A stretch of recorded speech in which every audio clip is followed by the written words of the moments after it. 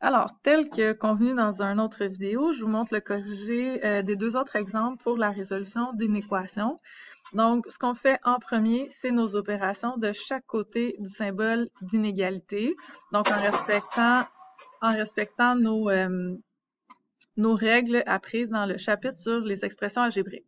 Donc, un binôme au carré, le produit d'un binôme. Ensuite, chiffre avec chiffre, lettre avec lettre. Si je soustrais, j'additionne, je multiplie par un nombre positif ou que je divise par un nombre positif, mon symbole ne change jamais. Donc, chiffre avec chiffre, lettre avec lettre.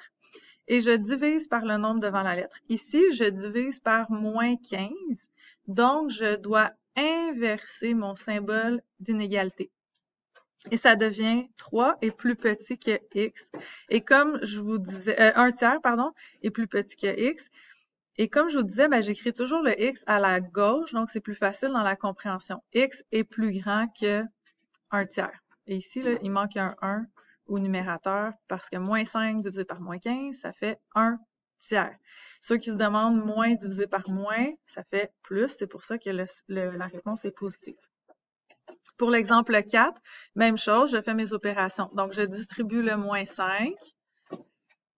Je distribue le moins. Il y a seulement le moins 1 qui est à distribuer là, dans la parenthèse et non pas le moins 6x. Donc, je fais attention, je distribue le moins dans la parenthèse, je regroupe les termes semblables de chaque côté. Une fois que mes opérations sont faites de part et d'autre, chiffre avec chiffre, lettre avec lettre, et là, ben, à la fin, je me retrouve avec quelque chose de particulier. Je n'ai plus de variables, je n'ai plus de lettres et j'obtiens 10 est plus grand ou égal à moins 5. Et là, je me questionne, est-ce que cette relation-là est vraie? Oui. Elle est vraie quand? Elle est vraie tout le temps. 10 sera toujours plus grand ou égal à moins 5. Donc, j'ai une infinité de solutions.